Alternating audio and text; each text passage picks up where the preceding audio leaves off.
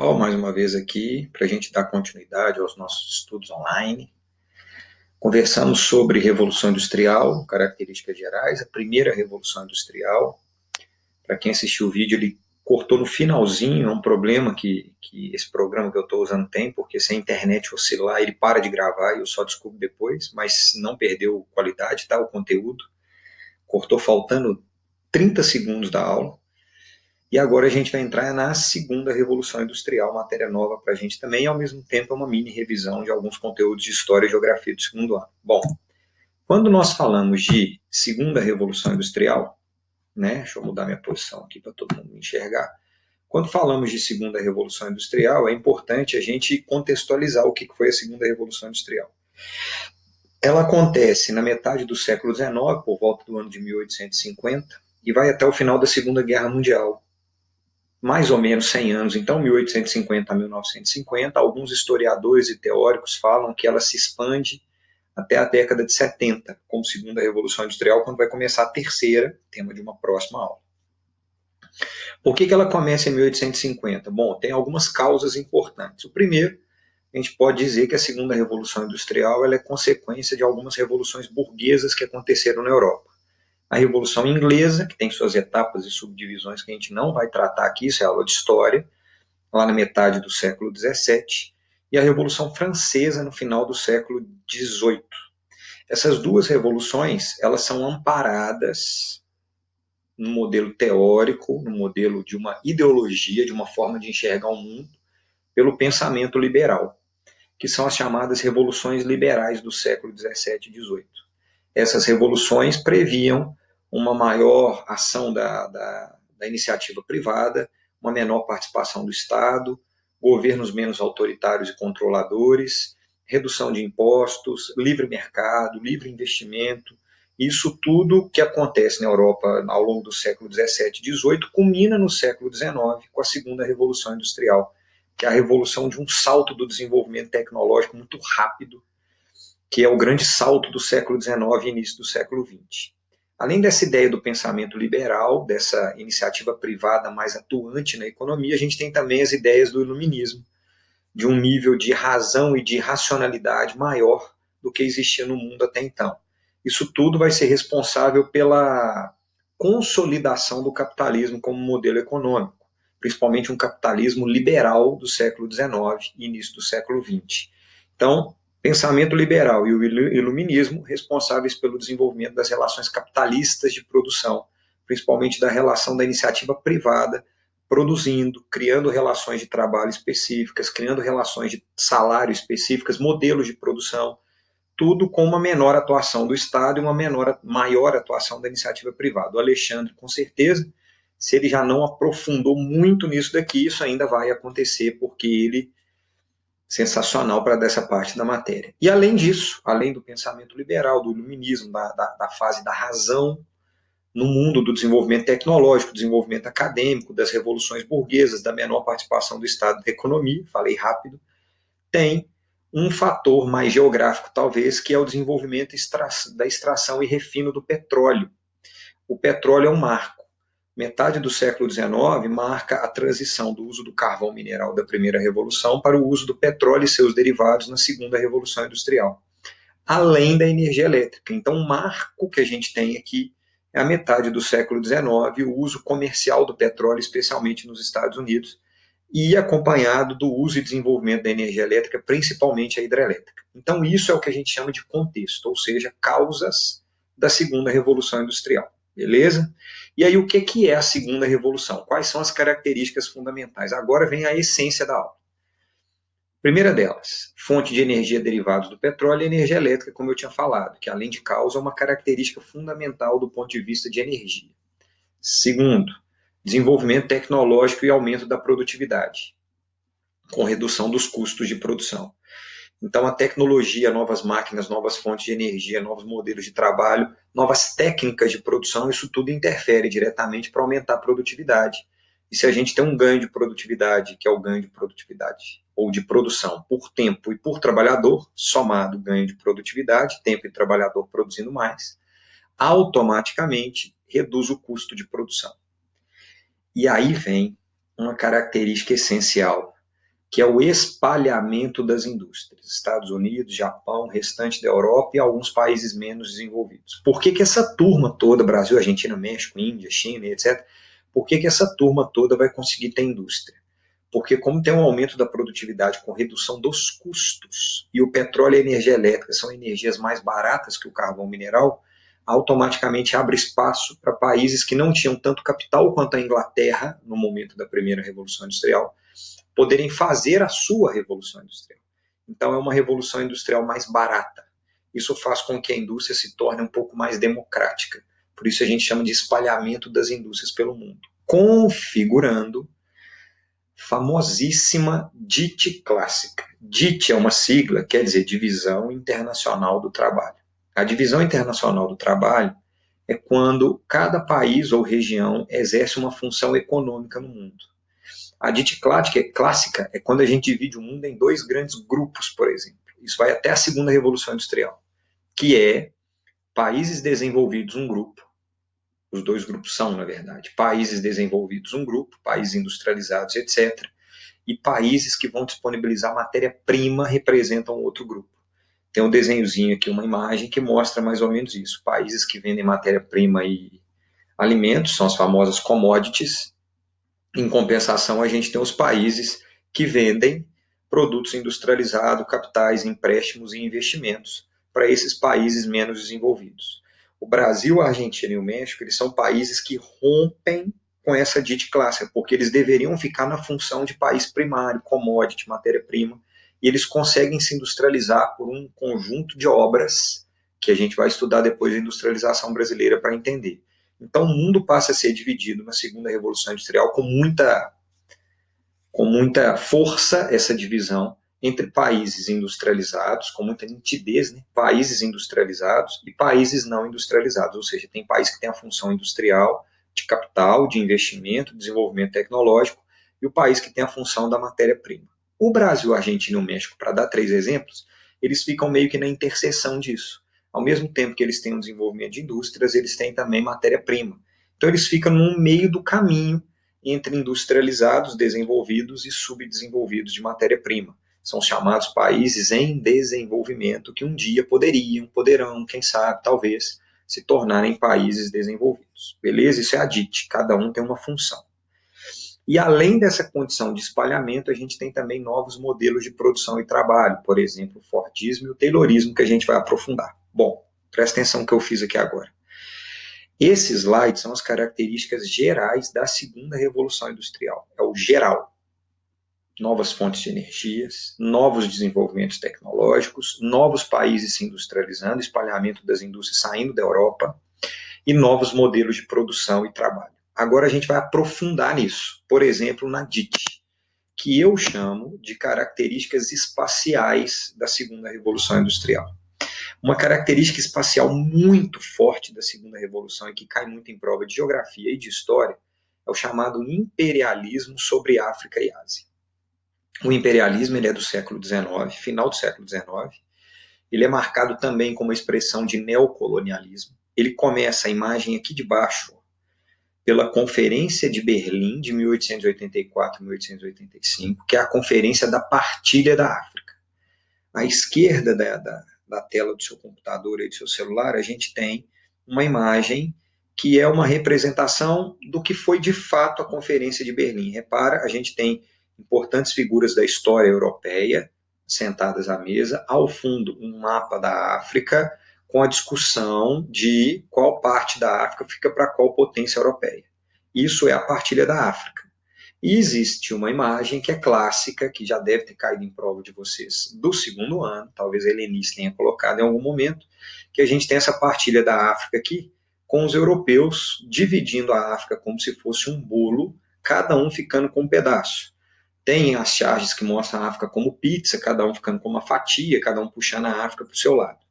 O que foi essa ideia do imperialismo e por que ele está vinculado a segunda revolução industrial? Porque a Europa dá um salto na sua capacidade de produção, dá um salto na sua demanda por matéria-prima, por mão de obra e por fonte de energia.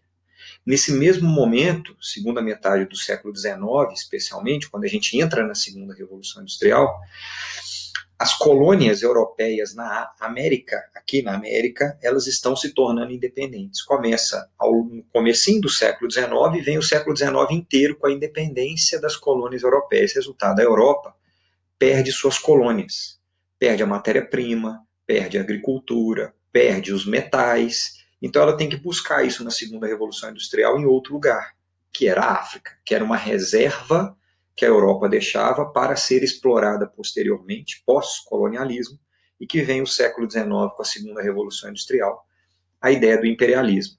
Então, qual é o contexto desse imperialismo sobre África e Ásia? Crescimento da demanda europeia por causa da indústria, um aumento da demanda por produto, matéria-prima e etc. Expansão econômica dos Estados Unidos, principalmente na América. Os Estados Unidos estavam fazendo na América a política do Big Stick, que era a política do porretão, do grande porrete, de militarizar a América, de tomada de territórios, etc. Tinha a doutrina Monroe, que era a América para os americanos, também do século XIX, estimulando a independência de algumas colônias, principalmente na América Central. Então, os Estados Unidos estavam fazendo da América o seu território e a Europa estava perdendo. O que ela faz? Ela tem um aumento da demanda na Europa, economia.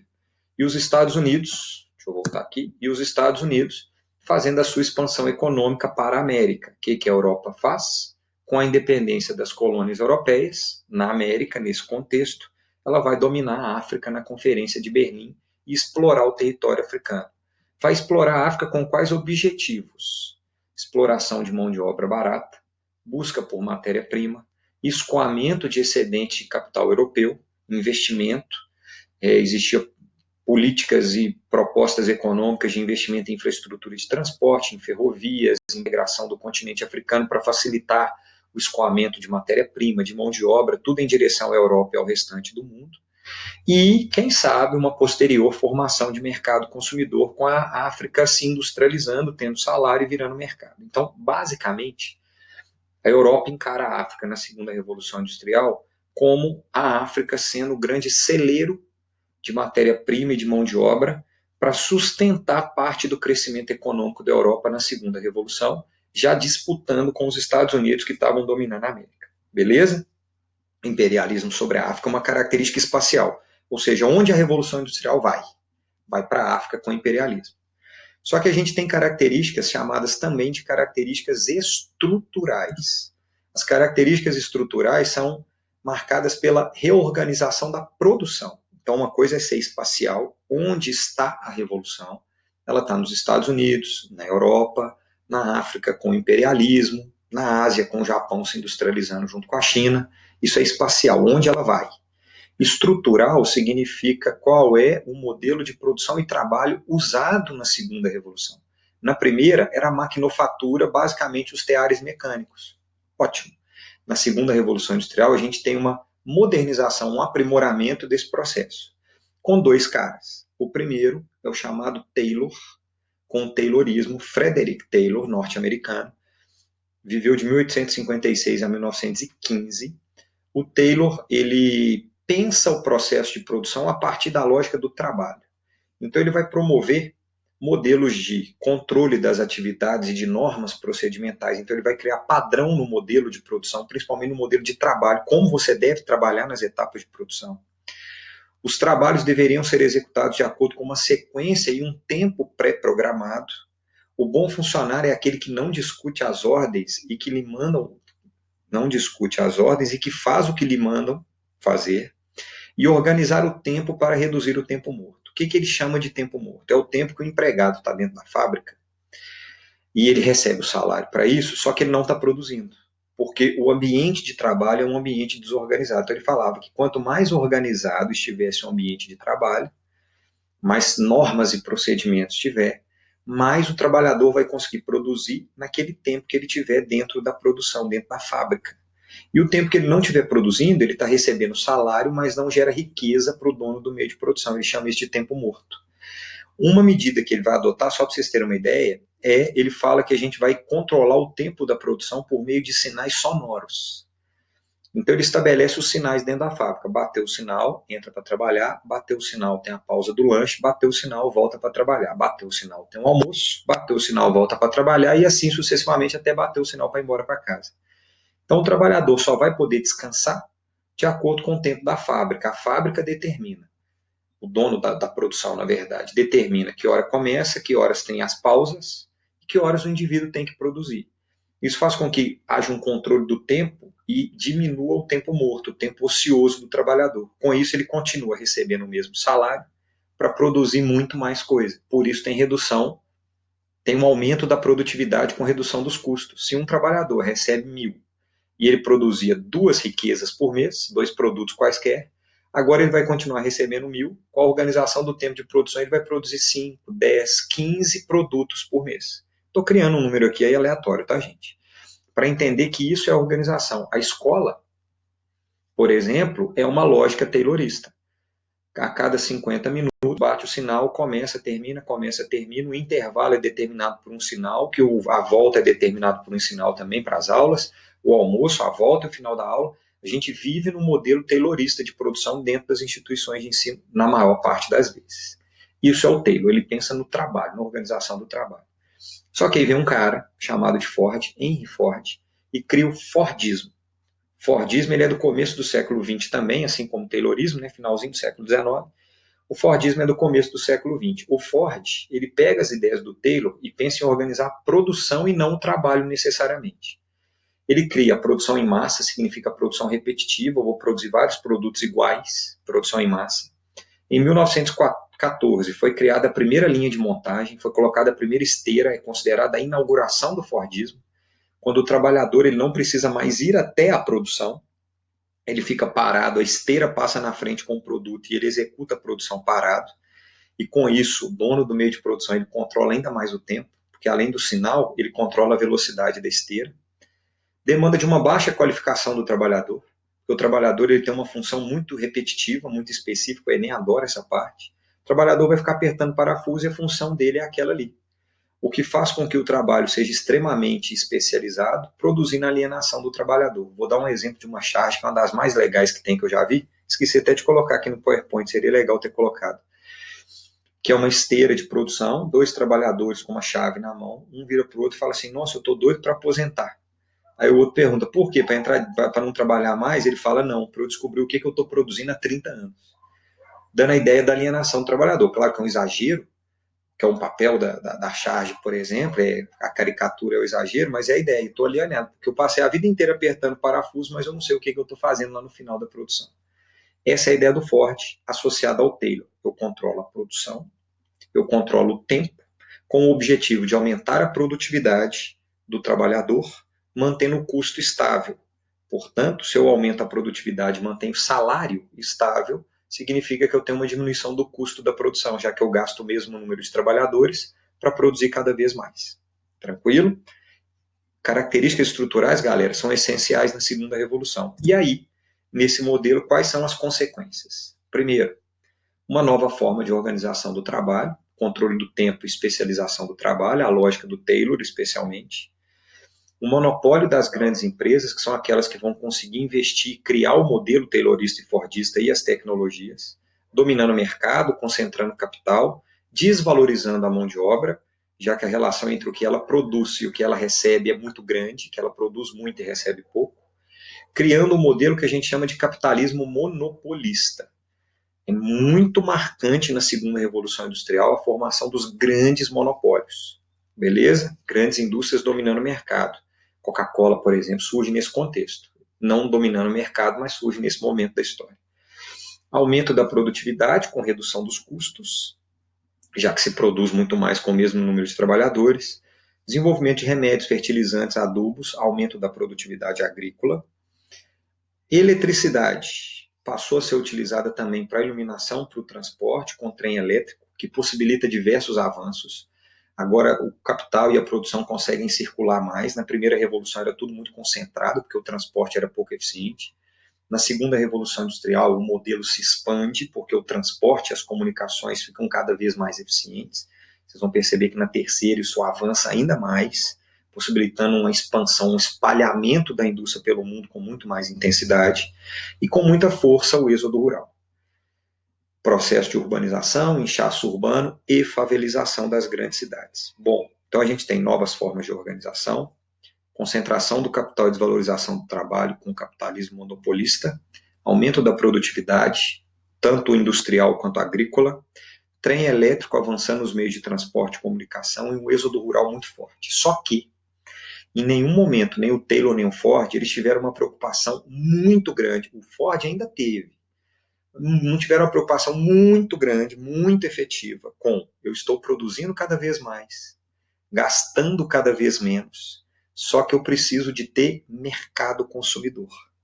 Por isso, uma das, bem no plural, consequências mais evidentes da segunda revolução industrial é, por isso, e também uma outra consequência é, para fechar a segunda revolução, a crise de 1929. Eu coloquei aqui, eu achei na internet, lá no Brasil Escola, um mapa mental da crise de 29 que eu achei bem interessante. O que foi a crise de 29?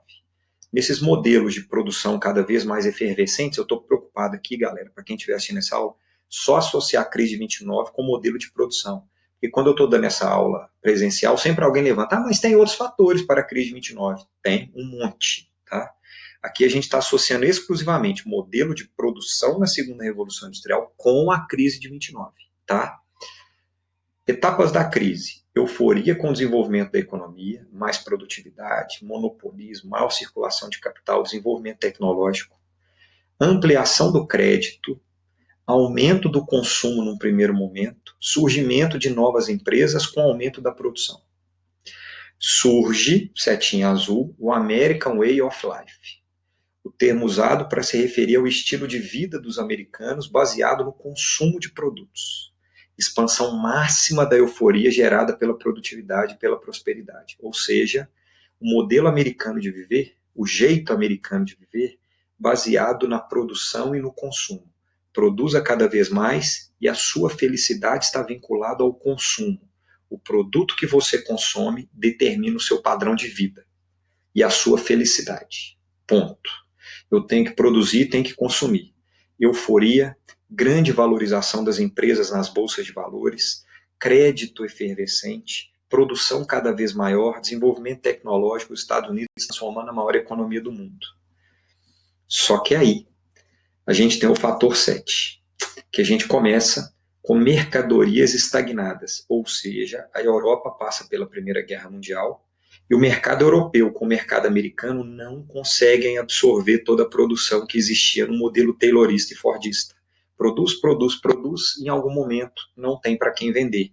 As mercadorias ficam paradas, estagnadas, estoques lotados. Isso significa crise de superprodução. Eu produzi mais do que eu consegui vender, do que tem consumo. Resultado, a minha empresa é grande, produz muito, tem tecnologia, eu sou o máximo, porém eu tenho um prejuízo gigantesco porque eu produzi sem ter para quem vender. Isso produz, 8, desvalorização das empresas. Quando a galera descobre, fala, então quer dizer que a empresa do Bruno não é aquilo tudo que ele falava, não. Ele realmente produz muito, mas ele não tem para quem vender. Então essa empresa aí ela é grande, mas ela dá prejuízo. Grande fluxo de venda de ações, aí a galera cai na real e começa a vender ação desembolado. Fala, eu não quero essa ação do Bruno mais não. O pessoal que tinha comprado a ação da minha empresa por R$100, agora começa a vender.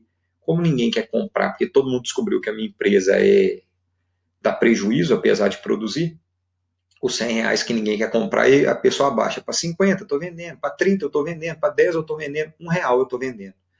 E aí o que ela gastou 100 para comprar, agora ela vende a R$1 porque a minha empresa dá prejuízo, porque ela atingiu a superprodução. Por isso, grande fluxo de venda de ações com a quebra da Bolsa de Valores de Nova York e a chamada crise do liberalismo econômico. Crise, eu vou falar uma coisa aqui que muita gente briga comigo nessa hora, mas não tem problema não, é a crise do excesso de ação da iniciativa privada na economia. Beleza? Isso é a chamada crise do liberalismo econômico. Se a gente tivesse em sala de aula, a gente poderia aprofundar nisso que eu falei. Mas fica nisso. Crise do liberalismo é a crise de 29. Crise do excedente de produção, da superprodução, da quebra da bolsa de valores, da desvalorização das empresas, focado exclusivamente no modelo de produção, porque produzia demais e não tinha para quem vender. Legal? Quais são as consequências dessa crise? O desemprego, porque as empresas fecham, falência das empresas, redução da produção e fortalecimento do nazifascismo, dos pensamentos de ultradireita, que chegam ao poder, inclusive, na Europa, só para dar um exemplo. Qual solução o governo norte-americano encontrou? É uma das soluções, tá? É considerada a maior solução de todas mas é uma das. New Deal, aplicado por Roosevelt, presidente norte-americano, promoveu obras públicas, promoveu obras públicas, promoveu benefícios sociais com salário mínimo e seguro-desemprego nos Estados Unidos, coisa que não existia, e interveio na economia para evitar queda nos preços e controlar a produção. Então a gente passa a ter, na crise do liberalismo, a solução, ou uma das encontradas pelo governo norte-americano, foi aumentar o papel do Estado na economia. Isso tem um nome. Esse New Deal, a gente pode traduzir como, se você quiser escrever aí agora, keynesianismo, com K, Keynes.